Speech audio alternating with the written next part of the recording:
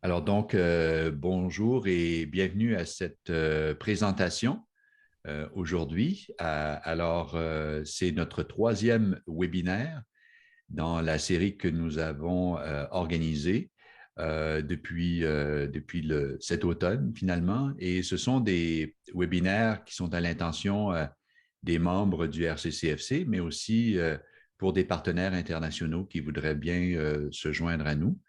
Alors, les initiatives de faire des webinaires, c'est issu d'un projet que le RCCFC a présenté auprès d'Affaires mondiales Canada dans le cadre de son programme CanExport Association. Et grâce à ce financement-là, l'année dernière, nous avons mis en place une stratégie de valorisation des expertises des membres. Et à l'intérieur de cette stratégie, il y avait entre autres deux volets qui sont importants. Un volet d'aider nos membres à développer des projets avec des partenaires à l'international et également à trouver des clients potentiels, si on veut, à l'international. Et le deuxième volet, c'est un volet de renforcement des capacités, c'est-à-dire d'essayer d'aider nos membres qui sont peut-être pas à un niveau de commercialisation à l'international très développé, de faire en sorte de les appuyer là-dedans. Et c'est par la voie de webinaires comme celui qu'on va vous présenter dans un instant qu'on fait cela. Mais également en termes de renforcement de capacité, nous avons quand même une firme qui travaille avec nous pour accompagner les membres s'il y a des projets potentiels à l'international, pour les encadrer avec des conseils, par exemple, pour comment bien avoir du succès avec des partenaires à l'étranger. Alors, il y a également quelque chose que je voulais mentionner, c'est que nous aurons le 31 mars prochain, à compter de 10 heures, 10 heures heure normale de l'Est, nous aurons un forum international portant justement sur les échanges internationaux entre les collèges francophones et des partenaires à l'international. Alors, pour ceux qui sont inscrits à la plateforme CollegeCo, vous allez bientôt recevoir dans votre programmation des liens pour justement vous inscrire dès maintenant ou dès qu'on aura mis en place les liens appropriés. Vous pourrez participer, vous inscrire pour cet événement-là, donc le 31 mars prochain. Alors, sans plus tarder, je demanderai à Janice Gauguin, qui est notre spécialiste en commercialisation à l'international, de procéder à sa présentation. Alors, aujourd'hui, Janice, tu nous parles de quoi? Merci beaucoup, Jean. Puis aujourd'hui, c'est comme Jean a mentionné, c'est la troisième de 4 webinaires qui ont pour but de préparer les participants à l'activité commerciale, puis à penser à leur stratégie. Aujourd'hui, c'est l'entretien de la stratégie d'entrée, mais c'est ça va ensemble avec les autres sujets qu'on a traités il y a déjà quelques semaines. Et puis ça complétera dans 2 semaines avec un webinaire destiné à vous aider à choisir le bon marché. Alors, c'est ça. Bonjour tout le monde. Est-ce que il y a plusieurs gens, les participants, vous avez vos caméras de fermées. Est-ce que vous pouvez ouvrir vos caméras, s'il vous plaît? Est-ce que c'est possible?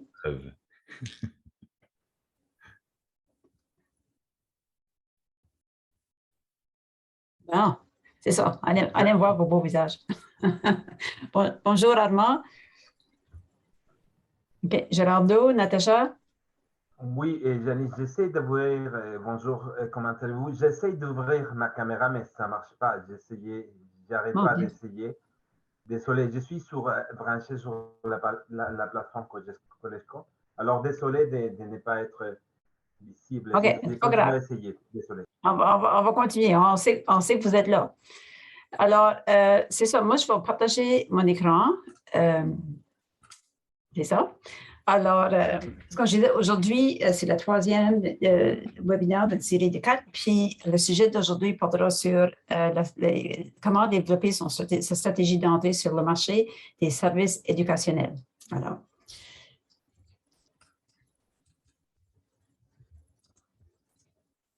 Bon. Puis, ça, c'est moi.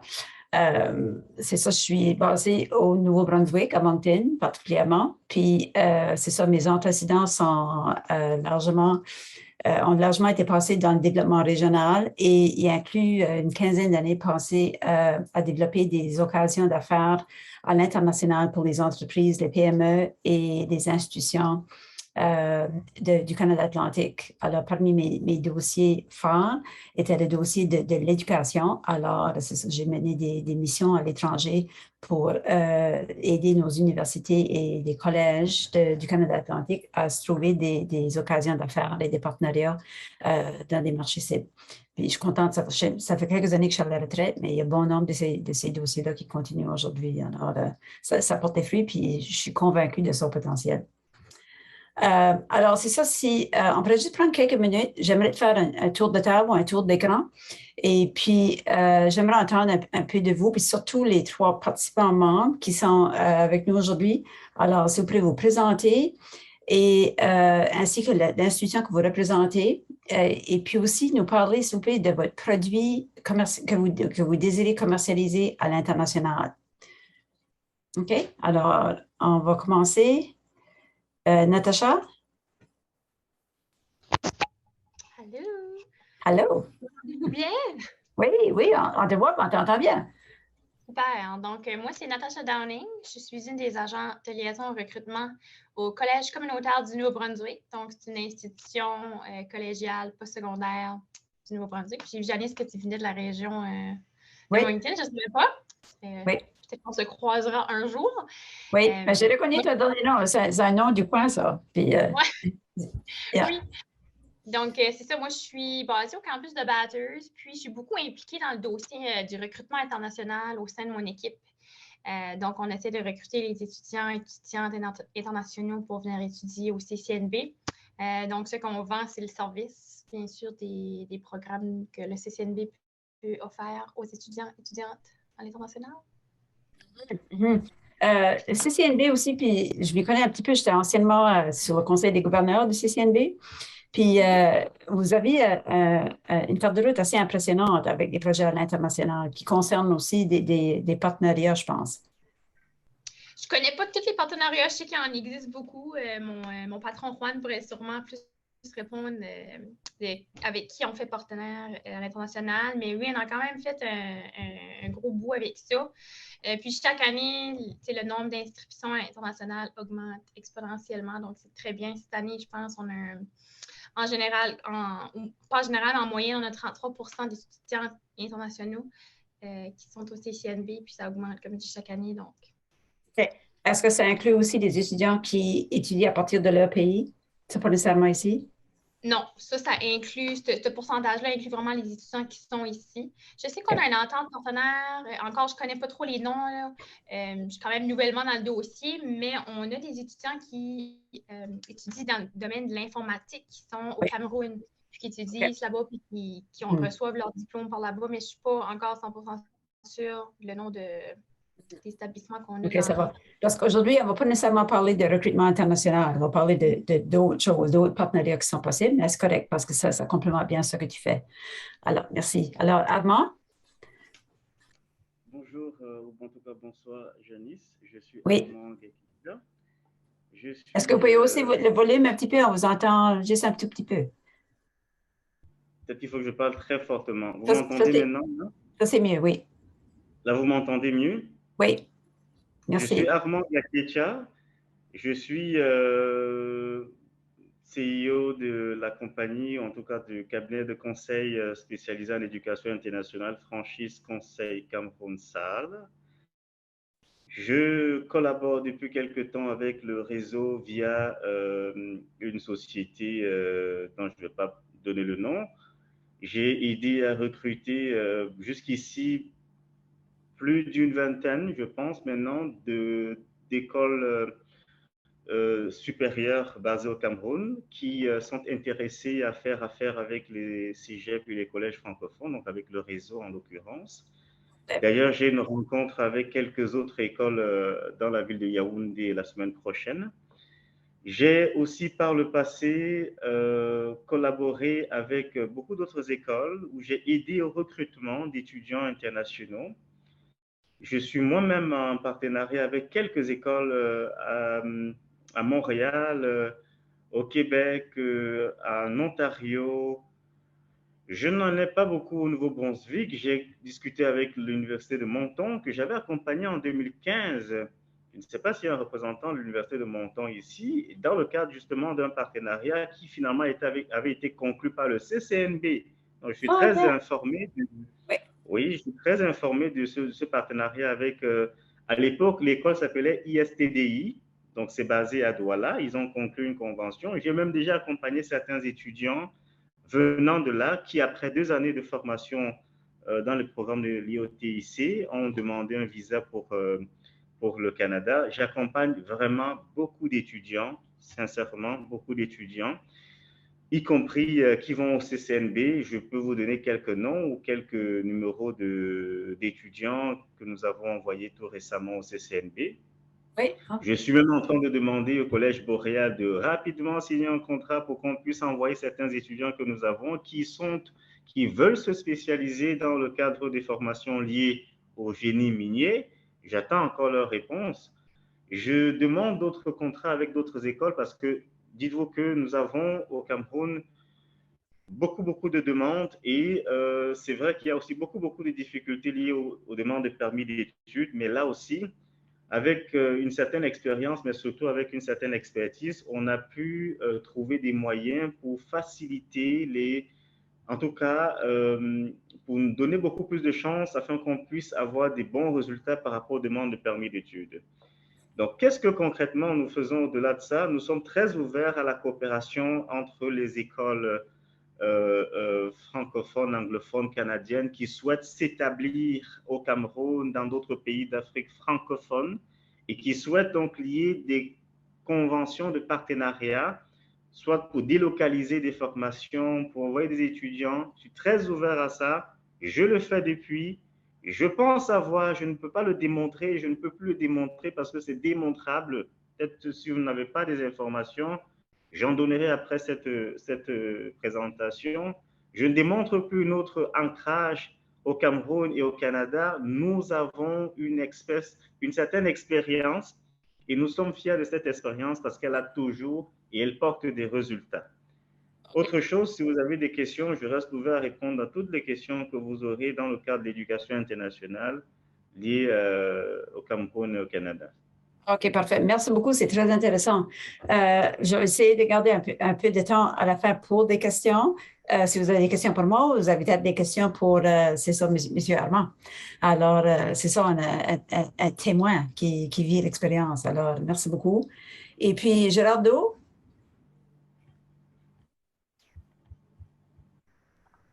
Oui, bonjour tout le monde. Je m'appelle Gerardo Castillo Guerrero. Je suis un consultant international.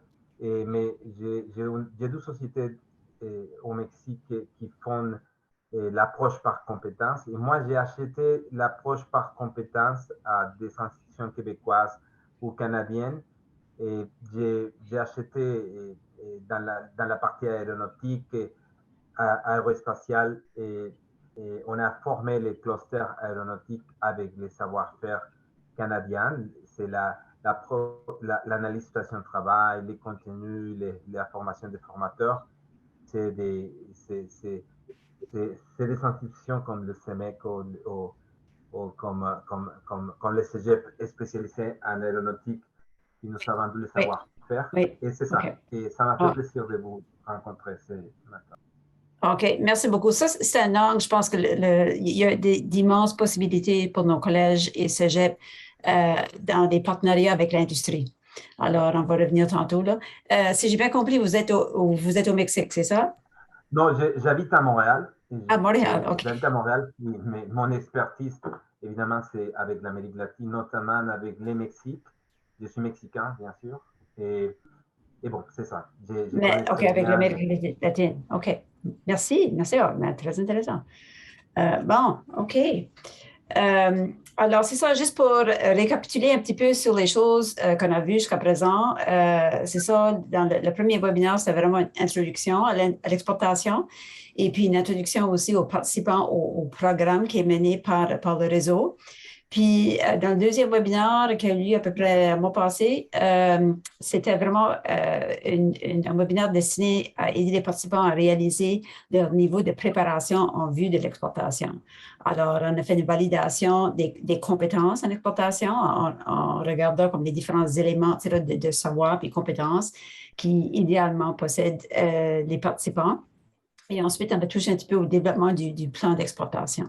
Alors, c'est ça, toute bonne réussite commence par un plan et une stratégie. Et puis, c'est ça, ça fait qu'on continue à bâtir sur cette stratégie aujourd'hui. Bon, aujourd'hui, comme j'ai mentionné, on va traiter de la stratégie d'entrée sur le marché. Parce que, comme on va voir, il y a différentes portes d'entrée sur le marché. Et puis, on va regarder les différentes façons qu'on peut examiner les stratégies d'entrée qui nous conviennent le mieux. Puis, plus tard, dans 2 semaines, quatrième webinaire traitera, aidera les participants à évaluer et choisir le bon marché. Alors, souvent, c'est lorsque les participants, dans n'importe quel secteur, ont la difficulté. Il y a on peut regarder presque dans tous les coins du globe et trouver des occasions. Mais comment choisir le marché qui nous convient le mieux? Et puis, après ça, trouver notre place dans ce marché-là aussi. Alors, c'est ce qu'on va traiter dans 2 semaines. Alors, c'est ça. Bon, aujourd'hui, les objectifs d'apprentissage sont comprendre l'entrée sur le marché, tout le concept d'une stratégie d'entrée, c'est quoi? Puis, définir son client versus l'utilisateur de son service.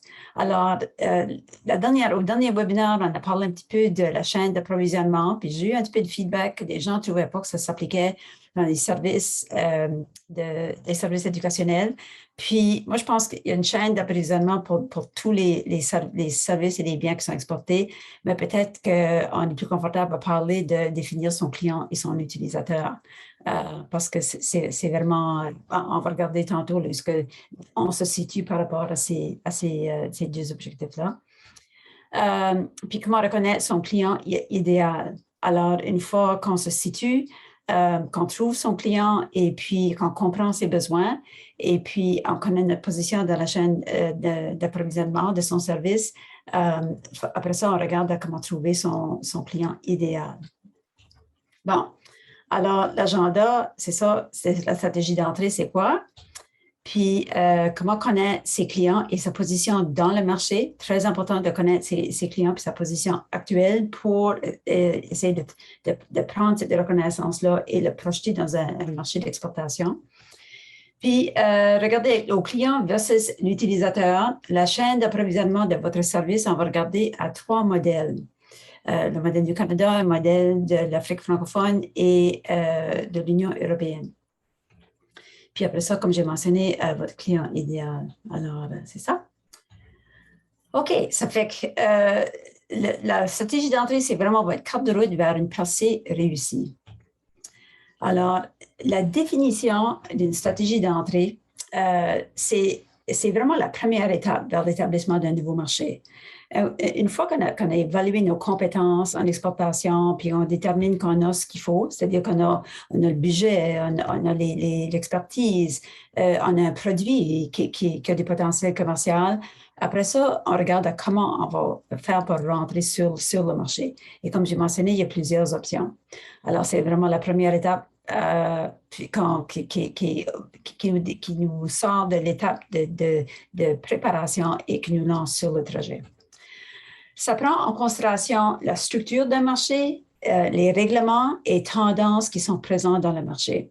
Alors, par structure, chaque produit ou chaque secteur, est-ce qu'on parle de l'éducation, est-ce qu'on parle d'un produit physique, comme on va dire, je sais pas, les voitures, la technologie, que ce soit, il y a une structure du marché qui est propre au marché géographique.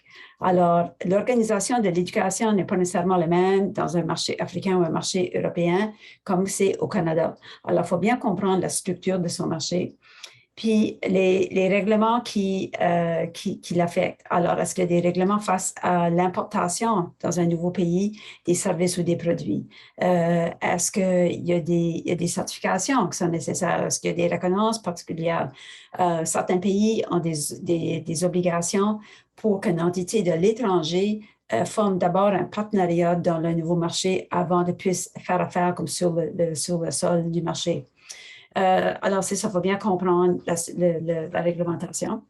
Et aussi les tendances du marché. Est-ce qu'il y a des possibilités pour ce qu'on a à offrir? Est-ce que les possibilités sont en croissance? Est-ce qu'ils sont en train de se redéfinir? Est-ce que c'est en décroissance? Alors, c'est important de comprendre les tendances du marché. Puis aussi, la stratégie d'entrée est beaucoup guidée par nos ressources, les ressources qu'on a en main, c'est-à-dire le budget, et puis aussi les compétences qu'on a. Alors, si un collège est extrêmement bien muni d'agents qui peuvent aller sur place et qui peuvent voyager et puis même qui peuvent se loger temporairement dans un nouveau marché, vous avez vraiment des belles ressources. Vous avez une présence dans le marché. Alors ça, c'est très important. Mais si vous ne possédez pas toutes ces ressources-là, c'est important d'adopter une stratégie qui est à la mesure de vos ressources. Alors, est-ce que vous passez par un tiers parti? Est-ce que vous travaillez avec un agent qui est sur place, par exemple? Ou êtes-vous capable de vous ouvrir un campus dans un nouveau marché? Ça, c'est juste des possibilités. Et aussi, l'autre chose à considérer, c'est la position désirée dans le marché. Alors, par position désirée, c'est vraiment comprendre la structure du marché puis où vous vous situez dans ce marché-là. Alors, au Canada, les collèges, il y a des collèges privés, il y a des collèges publics, il y a des collèges à vocation, tandis qu'il y a d'autres collèges qui sont vraiment comme des centres d'apprentissage généralisés. Alors, c'est vraiment important de comprendre la position qu'on occupe dans notre marché domestique et regarder à comment ça se définit aussi dans un nouveau marché. OK? Alors, ça s'appelle la position dans le marché. OK, ça fait que, première activité, on va vous lancer un sondage, puis j'aimerais que vous choisissez les éléments. Il y a une grande liste d'éléments. Ce sont tous des éléments qui pourraient rentrer dans le cadre d'un développement d'une stratégie d'entrée, mais pas nécessairement. Il y en a qui sont évidents, il y en a qui sont moins évidents. Puis, j'aimerais que vous fassiez, par les choix multiples, indiquer les éléments qui, selon vous, font partie d'une stratégie d'entrée sur le marché. Alors, je vais vous donner quelques minutes et puis je lance le sondage. Alors, je pense que vous l'avez tous maintenant. Puis, vous pouvez tous participer, même Jean, puis le personnel et le personnel du projet, le personnel du réseau. Puis, on va partager les résultats par après. Alors, je vous donne en tout maximum 2 minutes.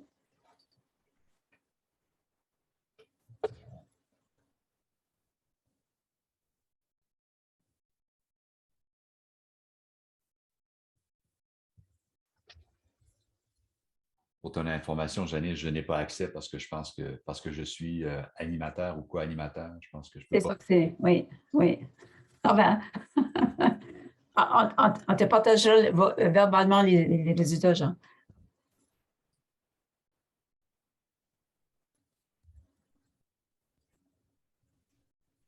Moi aussi, la même chose que Jean. Parce que tu es co-animatrice. Oui, je vois les résultats, mais je vois pas, je peux pas répondre. Okay.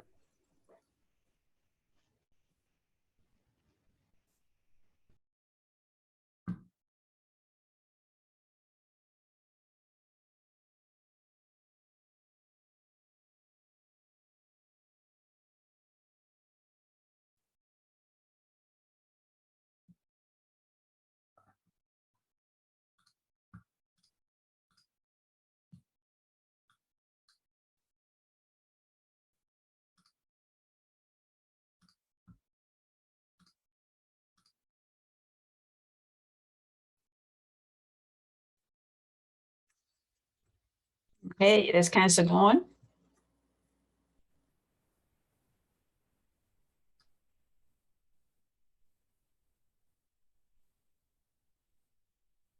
OK.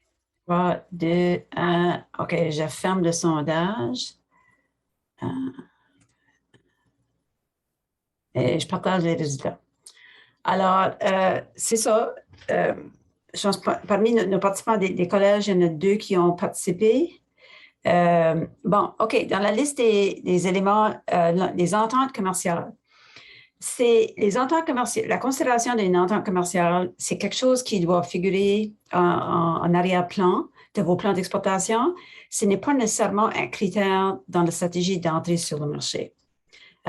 C'est sûr que le positionnement dans un marché est beaucoup plus facile lorsqu'on a une entente commerciale entre le Canada et le pays hôte, mais ça ne fait pas partie de la stratégie comme telle, mais toujours bon à savoir. La devise monétaire, pas nécessairement un élément à considérer, quoique, encore une fois, important de le garder en contexte dans son plan d'exportation. La chaîne d'approvisionnement, c'est très important. Puis la raison pour laquelle, c'est qu'il faut savoir, la chaîne d'approvisionnement va vous démontrer qui sont vos fournisseurs et qui sont vos clients, à qui vous allez vendre. Alors, c'est important de connaître ces choses-là pour se positionner et faire sa placée. Parce qu'il faut bien se positionner vis-à-vis les personnes ou les organismes qui vont devenir nos clients. Avoir une présence en ligne, c'est... Oh, OK, je pense qu'Armand n'était pas là. La présence en ligne, c'est une stratégie. Oui, c'est une option pour développer sa stratégie d'entrée. Alors, très important. À moins que vous songez à avoir un campus dans un nouveau pays. Mais même à ça, la présence en ligne est très importante. Je m'excuse. OK, partenariat, oui, absolument. C'est un des critères les plus importants à considérer. Est-ce que c'est souhaitable d'établir un partenariat avec quiconque? Et si oui, c'est avec qui et quelle forme et tout ça. Sa position et créneau dans le marché, absolument important. On ne peut pas tailler sa stratégie d'entrée sans savoir exactement où on se situe dans le marché. L'option de développer, d'y aller passer par une franchise puis une licence, puis je ne suis pas certaine que licence, c'est vraiment le bon terme en français, là. Mais c'est, on va dire d'un exemple comme d'une brasserie, d'une microbrasserie au Canada qui veut exporter ses produits dans un autre pays. Ça coûte très, très cher, puis c'est très difficile d'envoyer des volumes de produits, de la bière, là, si tu veux, ou de l'alcool, mais le développement des marchés se passe souvent, c'est la part des licences de brasseurs dans un autre pays. On voit ça ici, brassé sous licence par des compagnies internationales. Alors, la question des franchises ou licences est très importante. Décollage horaire, ce n'est pas vraiment une grosse considération. Alors, c'est quelque chose à prendre en considération quand vous planifiez comment vous allez travailler et fournir un service à la clientèle. Mais ce n'est pas un grand facteur lorsqu'on pense à notre stratégie d'entrée. Puis, adaptation culturelle, extrêmement important. Il faut vraiment regarder son produit ou son service actuel ici au Canada et puis examiner son marché d'entrée et vraiment examiner puis se questionner à savoir si une adaptation culturelle est nécessaire ou souhaitable. Dans la plupart des cas, oui. Et puis, jusqu'à quel point? Comment que ça va coûter? Est-ce que ça va changer carrément ou radicalement la nature du service? Alors, c'est ça, ces questions sont très importantes. Alors, ce ne sont que quelques-unes des considérations. Merci beaucoup tout le monde. OK. Bon, OK, la stratégie d'entrée. Il y a plusieurs portes d'entrée sur un nouveau marché. C'est important de choisir celle qui nous convient le mieux. Puis ici, vous allez m'entendre souvent mentionner, lorsque vous considérez rentrer dans un nouveau marché, peu importe le marché, je vous recommande fortement d'établir plus qu'une connaissance, mais presque une relation professionnelle avec les délégués commerciaux, c'est-à-dire les fonctionnaires qui représentent le Canada dans le marché désigné. Et puis, parce que ils seront vraiment votre concierge quasiment dans votre nouveau marché. Ils peuvent répondre à beaucoup de questions et vous servir de fournir des introductions, des présentations à des partenaires potentiels, vous fournir des informations sur comment percer, comment rentrer, la structure d'un marché et ainsi de suite. Alors, sans vos amis, moi, je vous conseille rentrer en contact avec le service des délégués commerciaux comme une première étape. Mais après ça, vous avez d'autres secteurs à considérer. Donc, son produit et service. C'est absolument important que vous connaissiez très bien votre produit ou service domestique. C'est-à-dire, qu'est-ce que vous avez ici au Canada qui est commercialisé ou pour lequel que vous avez une clientèle établie et les raisons pour lesquelles que vos clients recherchent votre produit ou service. Alors, si vous ne savez pas ça, c'est pratiquement impossible de savoir comment ce produit ou ce service-là va rentrer dans un marché étranger. Connaître votre position dans le marché actuel, ça veut dire, est-ce que vous dominez le marché avec vos services? Si votre service consiste, je vais prendre par exemple, un service de laboratoire technologique dans l'alimentation. C'est des services qui sont beaucoup recherchés. Puis je sais ici, dans les provinces maritimes, dans les 3 provinces maritimes, Nouveau-Brunswick, l'île de Prince-Édouard et Nouvelle-Écosse, il y a 2 services de technologie, c'est-à-dire laboratoires alimentaires qui sont les plus reconnus, qui sont les plus recherchés, et puis ils dominent le marché. Il y a quelques autres petits joueurs, mais ces 2 laboratoires-là relèvent des collèges, des systèmes collégiaux à l'île de Prince-Édouard et en Nouvelle-Écosse. Et puis, c'est les 2 auxquels on tourne. Alors, est-ce que la position dans le marché, ils occupent une grande place du marché et ils ont une position enviable parce qu'ils sont reconnus pour leurs compétences et la complexité de leur service, c'est-à-dire ils rendent un service de A à Z dans le développement, puis l'analyse, puis le développement des nouveaux éléments. Alors, moi, je pense que ces habiletés-là seraient très commerciables dans un marché à l'étranger, surtout lorsqu'on parle des marchés où on cherche à avoir une plus grande sécurité alimentaire, comme les marchés africains, par exemple. Okay? Ça, c'est juste un exemple. Alors, examinez bien votre position dans le marché. Puis, ça veut dire aussi reconnaître vos concurrents et pourquoi que vos clients vous sont fidèles. Qui sera notre client, qui achète, comme j'ai mentionné, qui achète votre produit et pourquoi. Puis, est-ce que votre client et l'utilisateur de votre produit ou service est le même? Souvent, les 2 concepts sont confondus. La personne ou l'entité qui achète votre produit en éducation, j'estime que c'est rarement la personne qui l'utilise, c'est rarement le consommateur. Pour la plupart, vos marchés sont publics, c'est-à-dire votre premier client, c'est un gouvernement. Vous rendez un service pour un gouvernement provincial, ça peut être la plupart des cas provincial. Et alors, les besoins de votre client incluent les besoins du consommateur, c'est-à-dire l'apprenant, mais ils dépassent de loin les besoins de l'apprenant. Alors, il faut que vous soyez très, très, très conscient de quelle façon vous répondez aux besoins de votre client et qui est le client réel. Alors, qui paye pour vos services? Puis, ça, c'est important de le connaître pour pouvoir le répéter et le répliquer dans un autre marché. OK? Alors, qui sont vos compétiteurs? Pour plusieurs d'entre vous, j'imagine que les compétiteurs, jusqu'à une certaine mesure, sont peut-être des secteurs privés. Ça peut être des universités, dans une certaine mesure, et puis, ou peut-être comme des institutions qui sont même à l'international du Canada, à l'extérieur du Canada. Alors, lorsque vous recevez des demandes d'inscription des étudiants d'étrangers, on estime que peut-être que l'étudiant fait demande dans plusieurs pays ou à plusieurs autres institutions à l'intérieur du Canada. Alors, c'est important de savoir la raison pour laquelle. Et alors, parce qu'en fait, compte, ces autres organismes-là sont vos compétiteurs. Alors, encore une fois, c'est important pour le savoir de quelle façon où est-ce que vous vous situez dans le marché. Important de savoir les tendances du marché que vous visez. Est-ce que la tendance est vers la hausse, vers le bas, vers la baisse, ou est-ce que c'est constant? Important de savoir parce que pour définir le potentiel de l'occasion. La réglementation, comme j'ai mentionné, du marché public. Comment fonctionne le marché public dans votre marché cible? Est-ce que c'est des marchés fermés par lesquels il serait très difficile de rentrer autre que par une entente commerciale? Ou est-ce que c'est des marchés qui sont très ouverts à des participants dans le marché d'éducation?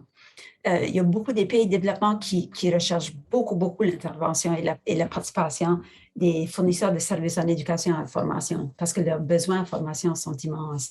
Dans les pays les plus développés, comme on va dire aux États-Unis, je pense que ce marché-là serait très difficile à percer parce que c'est un marché qui est dominé par le secteur privé pour la plupart. Les entrants commerciaux, comme j'ai mentionné, regardez si vos... c'est une façon, on peut utiliser les entrants commerciaux pour un guide à choisir son marché. C'est-à-dire qu'on peut regarder toute la liste des entrants commerciaux pour voir où ils sont situés. Puis le Canada a au-delà d'une trentaine d'entrants commerciaux à travers le monde. Ou on peut choisir un marché qu'on connaît bien pour une raison ou une autre, c'est peut-être le Cameroun. Puis ensuite, regarder pour voir quels ententes commerciaux dont le Canada est soit l'initiateur ou le participant et puis qui pourraient nous bénéficier puis rendre la vie plus facile pour entrer sur le marché. Puis on en parlera un petit peu plus tard des marchés commerciaux, des ententes commerciaux. Puis, comme j'ai mentionné, l'adaptabilité du service. Alors, est-ce que votre service est adaptable au point de vue de la langue, au point de vue des différences culturelles, mais d'adaptation technologique? Si on cherche à vendre un service, une formation technologique quelconque, que ce soit pour le secteur minier, pour le secteur de l'alimentation, de l'agriculture, est-ce que les techniques et les technologies utilisées sont adaptables et pertinentes dans le marché visé? OK? Bon, ça, ce n'est que certaines considérations. Je suis certaine qu'on pourrait en explorer plus, mais la liste est déjà assez complète. Alors maintenant, les options. Il y a plusieurs options, puis il y a des options qui sont vraiment beaucoup plus réalistes dans certains marchés, comme des marchés ouverts, des marchés de l'Occident, que les marchés dans les pays sous-développement. Alors, une tactique qui est très populaire, c'est l'entrée par un tierce parti, surtout lorsqu'on parle des pays en voie de développement. Alors, comme on sait, beaucoup des pays de la francophonie sont des récipiendaires des bénéfices des programmes des Nations Unies. Les programmes des Nations Unies penchent beaucoup sur la formation. D'abord, ils visent l'égalité dans son sens de qualité de vie autour de la planète, mais ça passe beaucoup par l'éducation et la formation, l'augmentation des compétences. Alors, puis les Nations Unies, ils marchent à partir de partenariats avec les pays qui sont signataires, comme le Canada. Et puis, alors, étant donné que c'est ça, on fait partie d'un pays qui est signataire, on peut aussi, par le biais des appels d'offres des Nations Unies, songer à peut-être faire partie d'une livraison, d'une présentation de services qui seraient parrainés par les Nations Unies. L'autre manière, ce serait le représentant par un agent ou maison de distribution. On peut, comme il y a des agents qui représentent les intérêts des étudiants ou des collèges dans le domaine de l'éducation internationale, il y a aussi des agents ou des maisons qui représentent les intérêts des institutions éducationnelles ou de formation qui cherchent à faire des partenariats dans les pays étrangers. Et puis, encore une fois, vous êtes probablement, Jean, tu es probablement connaissant de tels organismes. Mais le gouvernement du Canada, là encore, pourrait être très utile, je pense, à vous guider vers les agents ou les maisons qui font affaire dans ce secteur-là. Alors, en tout cas, c'est ça, passer de nouveau par le service des délégués commerciaux. La stratégie, sans doute vous avez entendu parler de la stratégie, ce qu'on appelle B2B ou B2C. C'est des acronymes en anglais, mais ce que ça signifie, c'est que notre stratégie peut viser vendre à un tierce parti, c'est-à-dire vous vendez à une autre entreprise, ou que vous passez directement au consommateur. Puis dans votre cas, le consommateur serait l'apprenant. Alors, vous pouvez penser à vendre vos services de formation en ligne. Si vous présentez un collège en ligne, c'est fort possible que vous ayez des apprenants à peu près partout dans le monde. Puis, dans ce sens-là, c'est une stratégie pour se passer à l'international en livrant vos services directement à l'apprenant. B2B peut être, l'exemple peut être passé par, on va dire, seulement les Nations Unies parce que c'est une ONG, mais si on vend nos services un représentant comme un agent dans un autre pays, ce serait un exemple de stratégie de B2B. Alors, votre client devient l'entité qui présente votre produit par après aux apprenants, aux utilisateurs.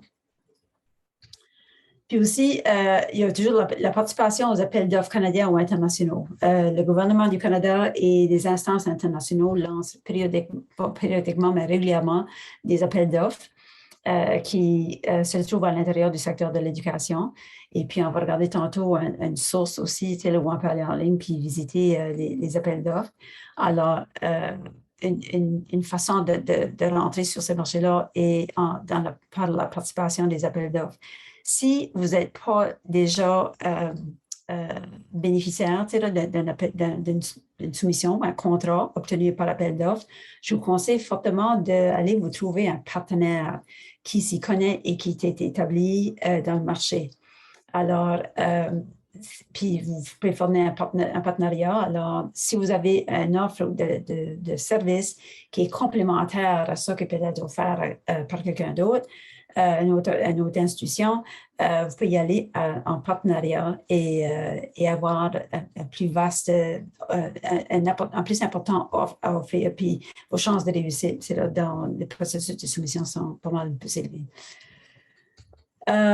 Et aussi, j'ai mentionné établir une franchise ou une licence. Alors, ici, on va prendre un exemple, l'Alliance française. Je pense que vous êtes tous connaissants de la chaîne ou l'organisme mondial, l'Alliance française. L'Alliance française marche par chapitre ou par franchise, si je ne me trompe pas, et se trouve à peu près partout dans le monde et dans les villes les plus peuplées, même les endroits où le français n'est pas une langue importante. On le trouve dans toutes les villes majeures des États-Unis. Et puis, c'est principalement un organisme à vocation sociale, mais il y a plusieurs de ces chapitres qui offrent aussi la formation, surtout formation linguistique. Alors, ça serait un exemple de comment un collège pourrait songer à se franchiser pour s'installer de façon long terme dans un nouveau marché. OK, là maintenant, je voudrais qu'on passe un peu de temps pour examiner de près votre service. Alors, ça sert à quoi et pour qui? Et ensuite, votre position dans le marché, la part du marché vis-à-vis votre compétiteur. Et puis, qui est votre client versus l'utilisateur de service? De quelle façon répondez-vous à ces besoins? Je vois que j'ai une faute d'orthographe ici. Alors, c'est 3 questions. Alors, parce qu'on est un petit groupe, peut-être qu'on peut juste faire une discussion en groupe. Et puis, je ferai appel à nos 3 participants de collège à se prononcer là-dessus. Vous êtes d'accord qu'on passe comme ça? OK, ça fait que moi, je vais revenir à tout le monde. Alors, Natacha, est-ce que tu veux te prononcer? Ou qui veut être le premier? Désolée, c'est ça, je viens juste de sortir dehors. J'ai eu un appel important, il faut que je quitte. Je m'excuse, mais il faut que je dis bye, mais j'écouterai l'enregistrement une fois qu'elle est envoyée. Désolée. OK. Désolée, j'espère qu'il n'y a pas un méchant problème là, mais non. OK, salut. OK. Alors, OK, je vais demander à Gérardo. Oui, bon, je peux mettre l'exemple de ce qu'on a fait. On voulait développer tout un cluster aéronautique, mais on n'avait pas les contenus. Et on a fait les tours un peu partout dans la planète pour savoir c'était qui les écoles, les centres de formation plus intéressants. On a rencontré qu'au Québec avait l'approche par compétence qui avait connu beaucoup de succès quand ça a été exporté dans des pays où il n'y avait pas beaucoup de ressources pour l'implantation et pour développer ça. Alors, d'abord, on a acheté l'analyse de situation de travail, on a acheté aussi l'accompagnement pour vérifier si c'était pertinent. On a trouvé qu'il y avait tous les soutiens pédagogiques faits par un cégep à Montréal et par une entreprise qui faisait déjà les contenus, qui faisait le transfert des connaissances, qui avait déjà des expériences en Afrique. Et même si on est un pays hispanophone, bien sûr, le Mexique, on a finalement tout le monde dans les clusters aéronautiques, ça veut dire l'industrie était très contente de recevoir des supports pédagogiques qui étaient déjà prouvés au Canada, au Québec. Oui. Alors, Gerardo, si je peux juste, excuse-moi de couper la parole, hein. On a un petit peu de difficulté à te comprendre avec ton micro, mais si tu peux juste nous dire, alors, votre produit, c'est quelque chose, c'est une technologie ou quelque chose qui est utilisé dans le secteur de l'aérospatial, si j'ai compris? Oui, en fait, nous avons acheté les savoir-faire québécois ou canadiens pour développer toute une université qui n'existait pas du tout, pour faire tout un cluster aéronautique. OK. Alors, votre client, ça sert, c'est ça, dans le domaine de l'aéronautique, mais le bienfaiteur de votre produit, ça serait qui? Les clients, c'était pas les étudiants, mais comme tel, on avait l'industrie et on avait les joueurs principaux dans les clusters qui étaient l'industrie. Il y avait les associations de spécialistes en aéronautique, il y avait les autorités. Alors, notre client n'était pas seulement les étudiants comme tel. Finalement, le gouvernement mexicain a acheté tous les projets, a payé pour tous les projets, mais on avait la participation des entreprises comme Safran de la France. OK. Alors, votre client, la personne, l'entité qui achetait votre produit, c'est les gouvernements? Oui. Et ensuite, c'était pour être utilisé pour former dans l'industrie de l'aérospatial? Oui, aéronautique et aérospatiale, oui. OK, c'est ça. Alors, puis est-ce que vous avez des compétiteurs dans le marché? Oui, bien sûr, on avait il y avait l'école française qui arrivait pour offrir l'alternance travail-études et qui était intéressante. Il y avait aussi des offres de l'Allemagne qui avaient fait déjà des produits dans la partie automobile. Mais bon, les deux offres étaient très chères. Ça prenait plutôt une méthodologie très chère. C'est correct. J'essaie juste de comprendre c'est qui vos compétiteurs. Alors, il y a d'autres. Votre compétiteur, c'est le secteur privé ou le secteur public? C'était surtout le secteur, il y avait le secteur, c'était des entreprises, c'était le secteur privé. OK, le secteur privé. OK, merci. Et puis, Armand, est-ce que vous pouvez nous dire exactement c'est quoi votre produit, puis ça sert à qui, puis pourquoi? Alors, nos produits, Janice, servent à la fois aux étudiants internationaux, autant qu'aux écoles canadiennes et aux écoles qui sont au niveau de l'Afrique francophone, en l'occurrence le Cameroun, le Gabon, le Congo, la Côte d'Ivoire, le Bénin, le Togo. Un peu de Guinée. Alors, qui est votre client? Qui achète votre produit? Il y a d'abord des étudiants, il y a des écoles également. C'est l'école qui achète, puis... OK. Est-ce que... Puis, c'est ça. Ce sont qui vos compétiteurs? Les compétiteurs, ce sont d'autres cabinets conseils ou d'autres agents ou même des écoles directement qui viennent faire des recrutements directement au niveau des pays avec à partir des fois comme Édu-Canada, par exemple. OK. Alors, les agents, alors, toi, le service que vous présentez, ce serait, comme j'ai mentionné, une stratégie d'entrée sur le marché, c'est de passer par un agent. Alors, vous serez comme un agent. Tout à fait. Nous sommes effectivement agents, oui. Oui. Alors, c'est ça. Vous chercherez des partenariats avec des collèges, par exemple, ou d'autres entités pour... OK. Exactement. OK. Merci. OK. Bon. Votre service commercialisé. OK, je pense qu'on vient de répondre. Qui agit?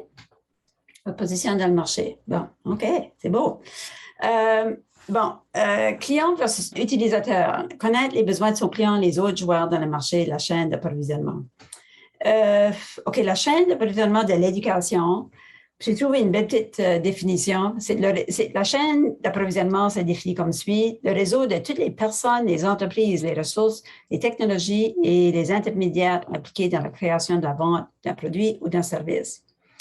Et puis, à un moment donné, quelques années passées, j'avais été demandé de donner un cours, puis c'était justement sur ça, c'est comment développer sa chaîne d'approvisionnement.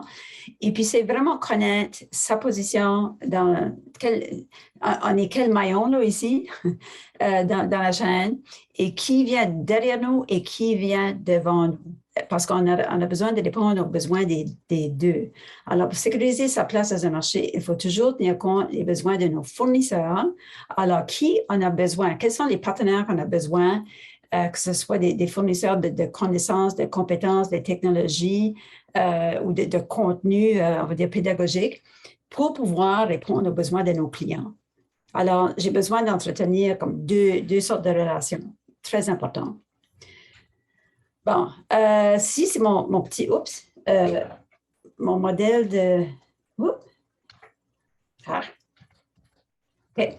Mon modèle de chaîne d'approvisionnement typique, alors d'habitude, on a ici, dans un premier temps, l'origine du produit. Alors, on va dire que moi, j'ai une compétence et puis je suis experte dans l'analyse des aliments. Alors, moi, je suis à l'origine de la chaîne d'approvisionnement. Alors, je vends mon produit. Il y a un collège qui me demande de développer un cours qui enseigne aux étudiants comment développer des recettes à partir des composants, des aliments de base. Alors, moi, je vends mon produit au collège. Le collège, de son côté, vend en majorant le prix à une institution, sur le secteur privé ou sur le marché international, parce que maintenant, ils possèdent ces compétences-là. Puis, le gouvernement d'un pays de l'étranger l'achète et le rend disponible aux consommateurs qui sont les apprenants. OK? Alors, les apprenants finissent par payer ou souvent les frais de scolarité sont subventionnés.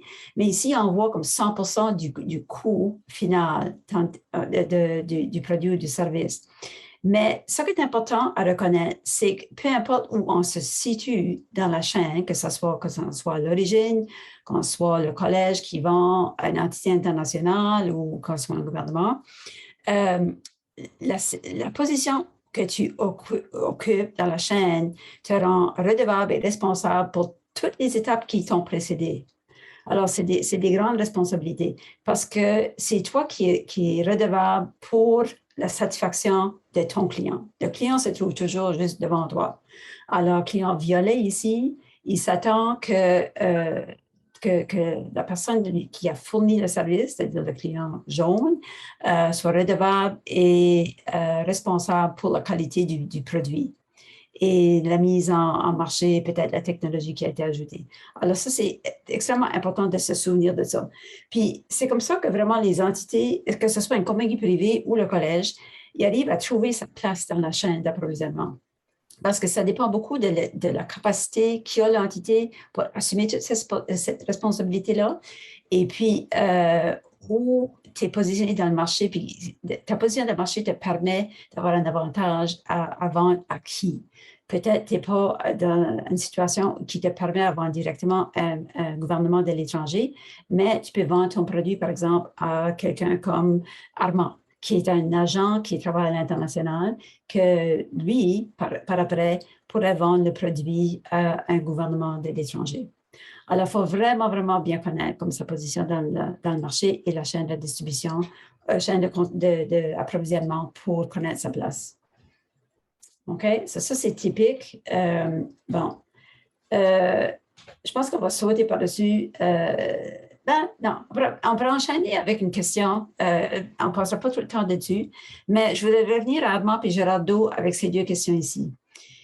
Considérant ce que je viens de décrire, quels sont les besoins, juste les besoins de ton client? Ça veut dire que le client, la personne ou l'entité qui achète votre produit, quels sont ses besoins? Okay? Puis après ça, quels sont les besoins de l'utilisateur ou la personne qui utilise le produit par après? Alors, Gerardo, ton client à toi serait l'industrie, tu vends à l'industrie ou non, tu vends au gouvernement, excuse. Alors, Gérald aussi, je te Oui, demande,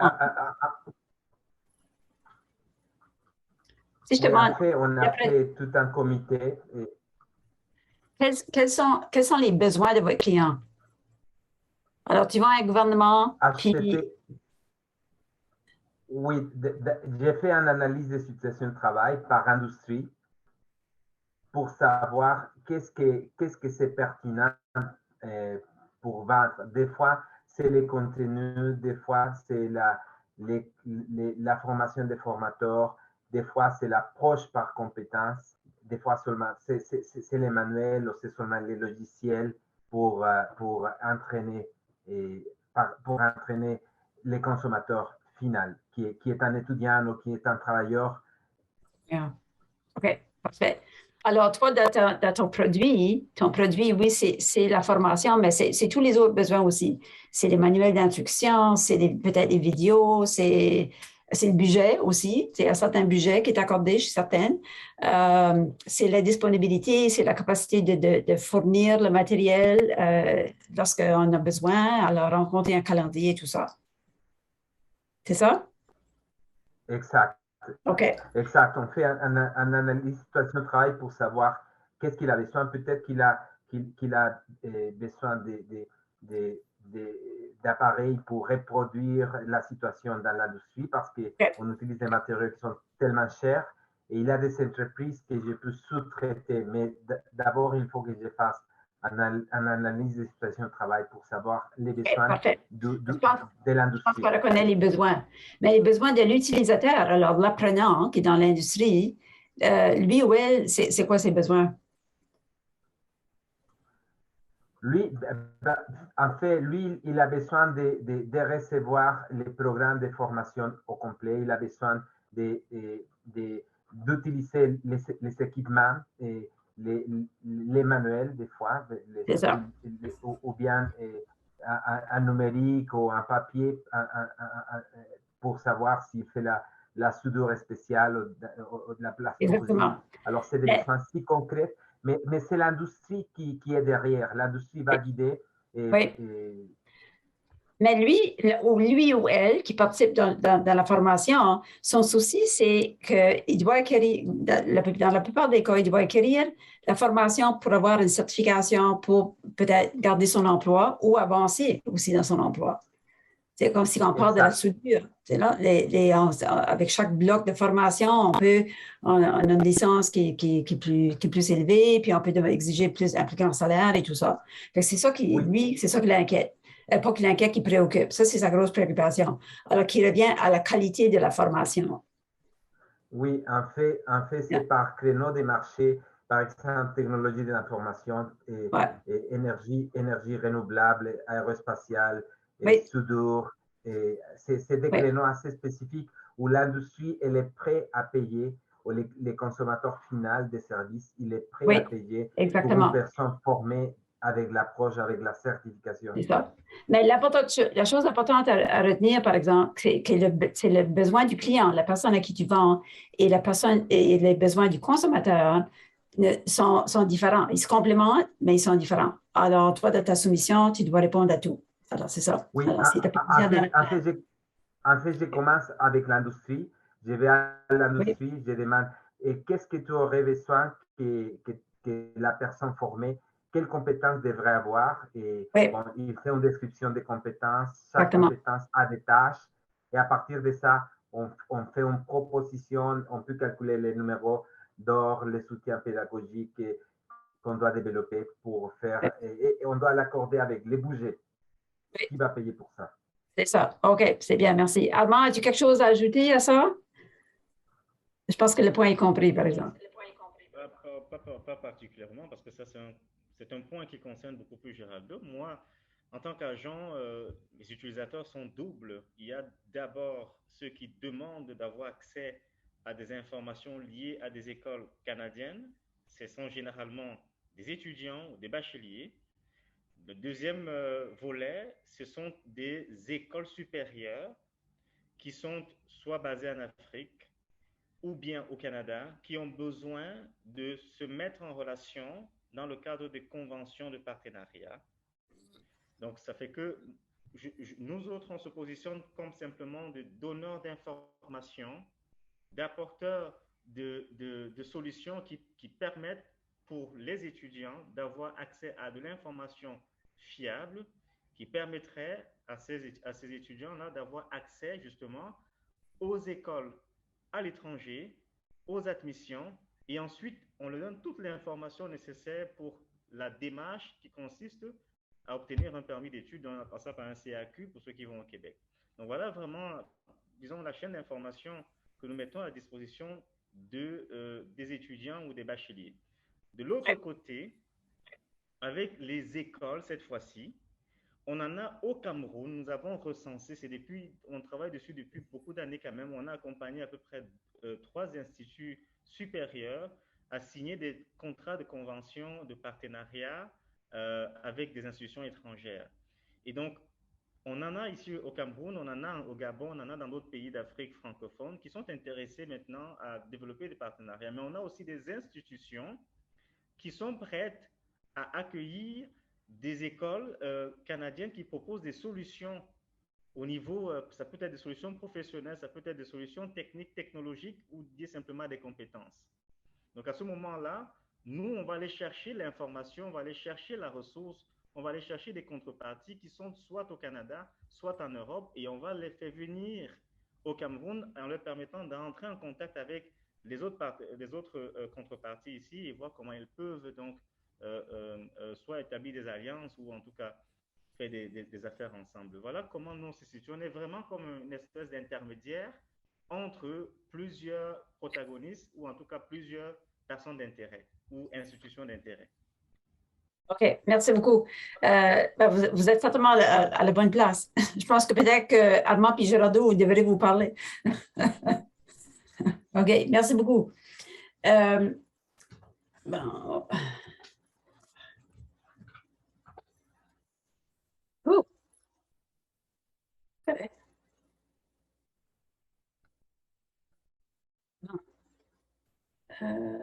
OK, j'ai perdu mon écran là, pour un instant. OK, là, et voilà. Bon, OK, ça fait que les acheteurs de vos services sont vos clients. Leurs soucis sont bien plus que la satisfaction des apprenants. Les besoins de vos clients peuvent inclure, comme on a mentionné, les normes pédagogiques, l'adaptation culturelle et technologique de la matière, le budget, évidemment, de vos services, le service à la clientèle, comment vous proposez fournir le service après-vente, et la fiabilité du partenariat. Est-ce que vous allez vraiment livrer la marchandise dans les contraintes, dans les temps et le budget prévu? Et dans certaines instances, le financement du projet. Comment est-ce que le projet sera financé? Puis là, on parle d'une implication des institutions financières mondiales. Et quel est le processus d'achat? OK. Bon. Je me suis permis, j'ai pris une liberté, puis j'ai développé la chaîne d'approvisionnement d'éducation postsecondaire au Canada, généralement, comme je le vois. Alors, on voit ici, ça commence avec l'expertise. Alors, le professionnel, le professeur ou l'enseignant, qui, par après, fournit au deuxième maillon, c'est-à-dire l'institution, soit publique ou privée, qui le vend par après au gouvernement ou au secteur privé, et puis qui par après fournit le service à l'apprenant qui est étudiant et employé. Alors, c'est assez simple. Alors, à l'international, à l'étranger, on voit qu'il y a quelques maillons de plus. Alors, ça commence avec la compétence, alors la personne ou les personnes qui ont l'expertise désirée. Et puis, par après, ça passe par la formation à distance ou l'adaptation culturelle, l'adaptation technologique. Puis qui, par après, passer par un collège ou une université qui le met sur le marché, soit public ou privé. Et puis, dans la plupart des cas, va se trouver un partenaire à l'étranger. Soit le partenaire peut être... excuse-moi. Le partenaire peut être le gouvernement du Canada, On peut passer par les délégués commerciaux. Ce n'est pas le client, mais il peut être souvent le portier qui vous permet l'avancement au client. Ça peut être un agent ou ça peut être un ONG, un organisme non gouvernemental, qui par après le vend au privé, au public et éventuellement le produit se rend à l'apprenant. Alors, c'est ça, il y a quelques maillons de plus. Puis, lorsqu'un collège songe à se lancer sur l'international, il va vraiment prendre en considération les étapes supplémentaires qu'il doit inclure dans la préparation à se lancer sur le marché. OK, ça fait que je vais vous présenter deux exemples, l'Afrique francophone et l'Union européenne, mais j'ai l'impression qu'on a des invités aujourd'hui qui pourraient en parler beaucoup plus longtemps que moi. Mais je sais qu'une bonne partie ou la majorité des personnes, des membres du réseau qui ont été sondés, envisageaient une percée ou un intérêt pour un marché africain. Alors, c'est ça, j'ai choisi les marchés africains francophones. Pour faire un exemple, alors l'entrée sur le marché africain passe le plus souvent par les biais des ententes bilatéraux ou des projets de développement international. Il n'y a pas une recette ou un guide absolu pour rentrer sur le marché de l'Afrique ou n'importe quel pays en développement. Puis après j'ai discuté avec quelques personnes qui avaient mené des projets semblables au fil des derniers quelques jours, semaines. C'est vraiment du cas par cas. Il faut identifier une compétence, un service, et il faut identifier une occasion. Comment est-ce qu'on apporte les deux ensemble? C'est là que c'est presque toujours un format hybride. Alors, ça prend presque toujours un partenariat. Ça peut être des fois des appels d'offres. Ça peut être un partenariat canadien qui répond à un appel d'offres, comme j'ai mentionné. Ça peut être un partenariat avec une autre entité à l'étranger pour entrer dans un marché. Puis, ça va être de plusieurs façons. Alors, on y accède par des partenariats, des appels d'offres du gouvernement fédéral ou provincial, des ONG comme les Nations Unies, comme j'ai mentionné, ou l'Organisation mondiale de la francophonie. Alors, le Canada, le Nouveau-Brunswick, le Québec, je ne suis pas certaine pour l'Ontario, sont des partenaires, chacun des partenaires de l'Organisation mondiale de la francophonie. Alors, la raison d'être de l'organisation, c'est apporter une égalité et créer des réseaux d'échange et de partage entre les nations et les pays francophones de la planète. Alors, c'est une structure d'entraide parmi les marchés francophones et puis c'est définitivement un organisme à venir reconnaître pour se trouver des débouchés de marché. Puis là, je vais le répéter encore, services et délégués commerciaux. Alors, ramasser le téléphone, envoyer un courriel à votre représentant dans un marché visé. Cette semaine, c'est ça, j'ai échangé avec un délégué commercial au Mali. Puis j'ai eu une réponse à l'intérieur de 12 heures à ma question. Alors, c'est ça, ils sont là pour vous servir, puis ils sont là pour répondre aux besoins de leur pays à laquelle le Canada peut répondre. Nations Unies, je vais faire un plug ou une promotion pour les Nations Unies. C'est un organisme fantastique. Ensemble, ils cherchent à créer une plus grande égalité sur la planète parmi tous les pays, pour tous les habitants de la planète. Et puis, ça passe beaucoup par l'éducation et la formation et l'alimentation. Les gens qui sont nourris, sont éduqués, formés, peuvent normalement vivre une vie de qualité. Alors, mais peu importe la façon qui adresse la situation de l'inégalité, il y a presque toujours un composant formation-éducation à l'intérieur, au cœur de l'initiative. Quelques années passées, les Nations Unies ont lancé un programme qui vise la durabilité de la planète dans 2030, alors dans juste 8 ans. Et puis, à l'intérieur, ils ont fixé 17 objectifs de développement durable. Puis la raison pourquoi c'est important, c'est que le Canada, d'abord, est signataire des partenaires aux États-Unis, aux Nations Unies. Il est aussi signataire du programme de développement durable. Et puis chacun je ne sais pas si vous avez la chance de regarder ces 17 objectifs, c'est fascinant, c'est une lecture fascinante, parce qu'il y a des plans d'action et il y a des stratégies à l'intérieur de chacun des objectifs. Puis là, c'est comme ça. Puis il y a des exemples de projets, des exemples de stratégies qui ont été lancées et aussi des pays qui sont signataires de chacun des objectifs et des pays qui ont mis de l'argent, sur la table pour assurer que les objectifs avançaient. Puis, on sait que quand tu payes, tu as un billet, tu es là pour participer dans l'autobus. Ça veut dire que ça vaut la peine d'examiner les objectifs établis qui adressent spécifiquement l'éducation et la formation et de voir lesquels pour lesquels le Canada est signataire et participant financier. Ça veut dire qu'il y a des ouvertures, des portes d'ouverture comme pour la participation de vos institutions dans les collèges, dans les projets. Alors, ça vaut la peine d'investiguer. Puis c'est un projet fascinant. Bon, l'éducation et la formation sont au cœur de tous ces objectifs. Comme j'ai mentionné, le Canada est signataire de cette initiative et a engagé des fonds pour soutenir plusieurs des objectifs. Et voici le lien. Bon, les marchés de développement. Chaque année, les agences de développement fournissent des dizaines de milliards de dollars de prêts et de subventions à des dizaines de pays pour un large éventail de programmes et de projets de développement.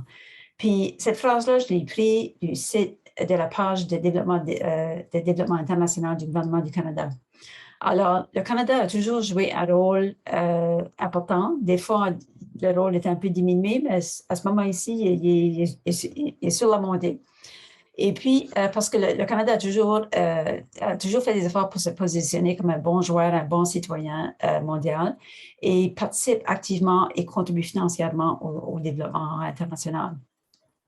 La plupart des fonds investis proviennent de 3 types d'organismes. Vous les connaissez, les institutions financières internationales, comme la Banque mondiale, des agences bilatérales comme Oxfam ou CARE Canada, puis des organismes, des agences qui ont une vocation très spécifiée, ou des ONG, comme j'ai mentionné, l'organisme mondial des ONG, comme l'ONU. Et par exemple, l'ONU a une multitude de sous-organismes qui adressent des secteurs très spécifiques, dont l'Organisation mondiale du tourisme. Et puis, la raison pourquoi l'ONU s'intéresse aux touristes, c'est parce que par le tourisme, on fait voyager et on vient connaître les différentes cultures et on vient à surmonter la discrimination parce qu'on augmente la tolérance et l'inclusivité des différentes cultures. Je trouve ça fascinant. Alors, ce sont tous des organismes qui œuvrent, comme on sait, dans le développement international et qui vaut la peine d'examiner en profondeur. Bon, ça prendrait beaucoup de temps pour aller en détail dans chacun, mais ce sont des pistes de recherche que je vous recommande. Les partenaires canadiens sont bien reçus. Alors, comme vous le savez, voici juste une petite liste de pays africains francophones qui affichent, dont sur le site du gouvernement du Canada pour le pays, affiche l'éducation comme un secteur prioritaire. Alors, ils cherchent des services. Ce sont des pays francophones et ils cherchent des services en éducation et en formation. Alors, c'est affiché. Puis, il y en a d'autres aussi, mais c'est ceux-ci qui s'en mettent comme les plus présents. Et puis, la responsabilité pour le développement international relève du ministère des Affaires globales et là, je vous partage encore le lien. Bon, pour les marchés francophones de l'Europe, c'est des marchés qui sont beaucoup plus développés et on y accède de différentes façons. J'ai trouvé cette carte ici, je l'ai affichée parce que j'ai trouvé intéressante. On pense surtout aux marchés francophones de l'Europe, comme évidemment la France, la Suisse, la Belgique, mais le français est parlé dans plusieurs pays. À différents niveaux. On sait tous que les Européens sont très polyglottes, beaucoup plus que les Canadiens, et affichent plusieurs langues européennes.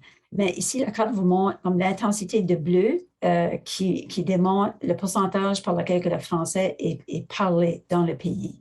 Alors, on peut aussi s'attendre qu'il y a des besoins de services de formation linguistique et d'éducation en français. Alors, on voit l'Italie, je ne connais pas tous les pays, mais en tout cas, le Portugal, ça c'est le nord de l'Afrique, l'Espagne, même ici, ça c'est l'Écosse, je pense, ouais. Et d'autres pays. Ça fait que ça suggère qu'il y a beaucoup de possibilités. Bon, bonne nouvelle, c'est que le Canada a conclu une entente commerciale avec l'entière l'entier marché européen il y a quelques années.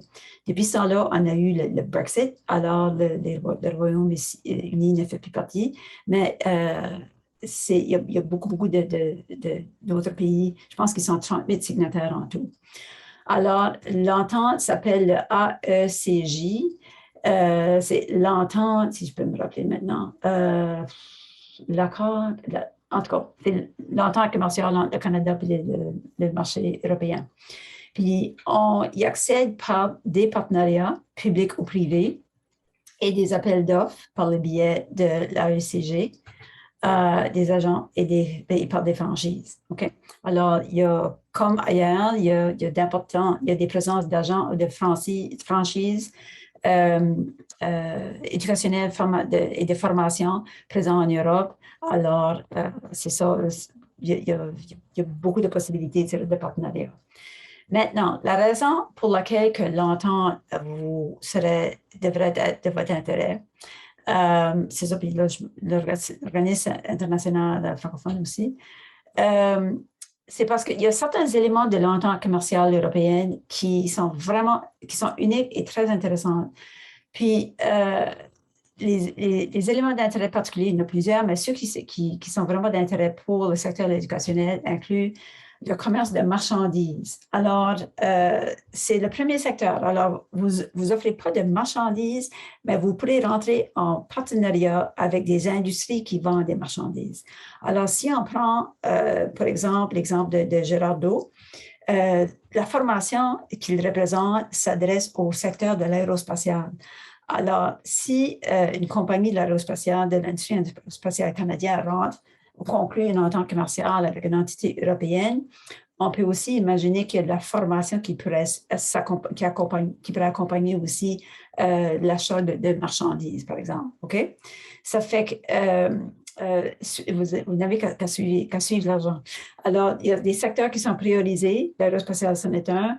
Il y a plusieurs secteurs, mais c'est ça. Si vous avez une expertise en formation en lien avec un secteur industriel, il y a possibilité de rentrer sur le marché européen en collaboration avec une entité privée.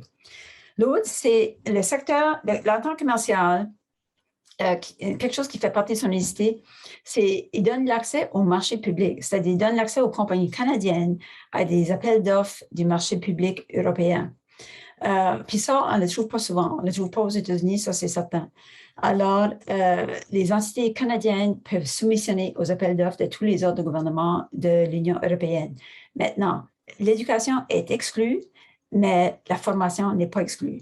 Alors, c'est ça. Si vous offrez des formations particulières qui complémentent, qui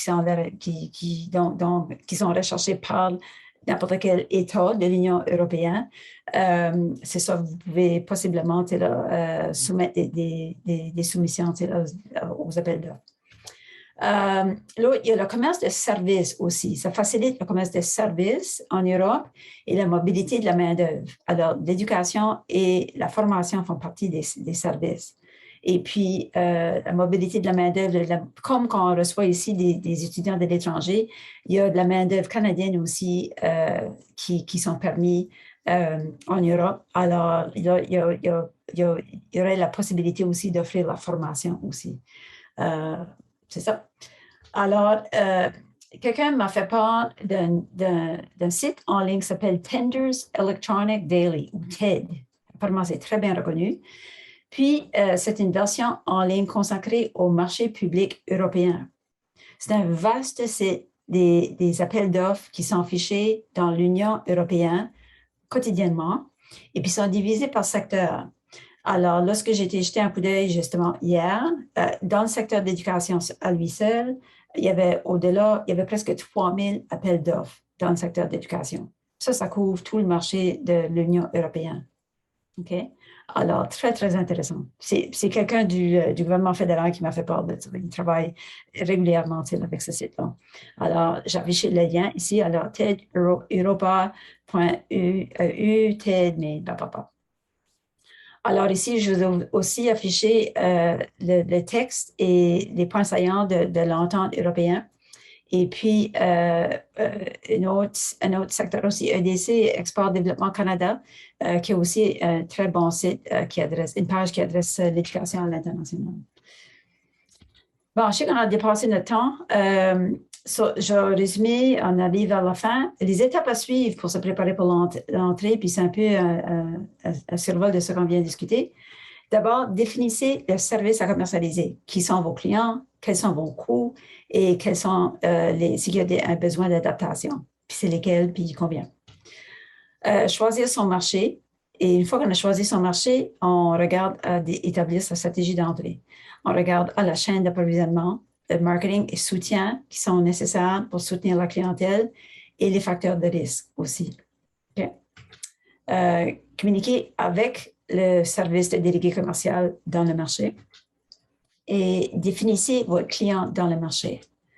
À qui vous vendez, quels seront ses besoins, quel est son budget et quel est votre budget pour le soutenir et quelles sont ses attentes, bien sûr.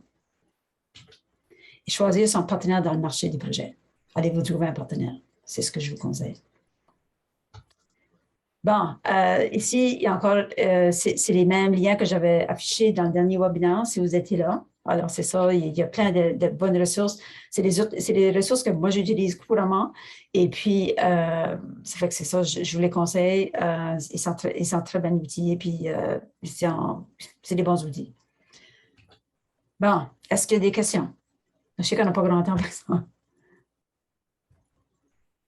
Avez-vous des questions au même genre ou Rita ou est-ce que Daniel est toujours avec nous? Okay. Non, Daniel a dû quitter. Il a envoyé un petit message sur le chat. OK. Mais d'abord, je vous remercie beaucoup, Madame Janice Gauguin. C'est très, très intéressant. Et cette fois aussi, comme les derniers webinaires, c'est très, très, très bien présenté. Félicitations. Merci, ça me fait beaucoup plaisir. C'est un sujet qui m'anime et qui me passionne beaucoup. Alors, j'apprécie beaucoup votre participation. Merci à vous. Janice, il y a de la bonne information. Tu nous as vraiment donné de la bonne information, là, surtout sur les pistes pour l'Organisation internationale de la francophonie, l'Union européenne. Yeah. Puis ça, en préparant le webinaire, il faut que je me limite là, parce que là, je vois comme, ça c'est important, ça c'est important. On pourrait passer comme une autre session juste à explorer ces choses-là. Okay. Yeah.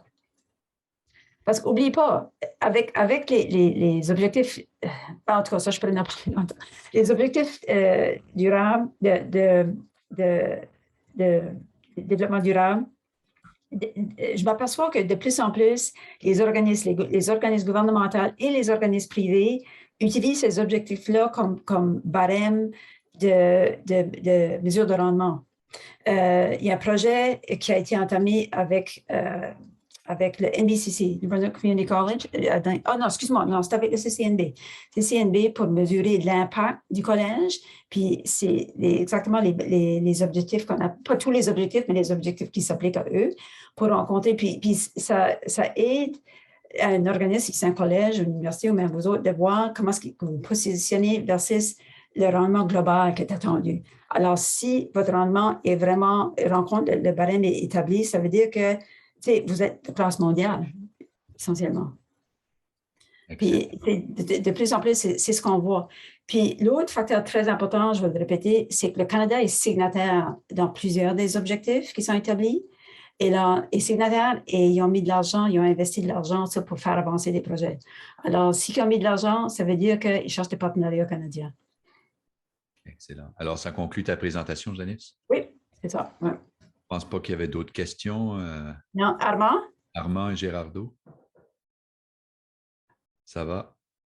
Ben, je vous remercie tous énormément d'avoir participé à notre webinaire de cet après-midi. Alors, merci encore, Janice. C'était très intéressant. Merci à vous, ça m'a fait plaisir. Puis merci de votre... C'est une petite assistance, mais une assistance très engagée. Fait que c'est ça qui est important. Merci beaucoup. Bye-bye. OK, merci. Merci. Bye. Bye. Au revoir. Merci beaucoup.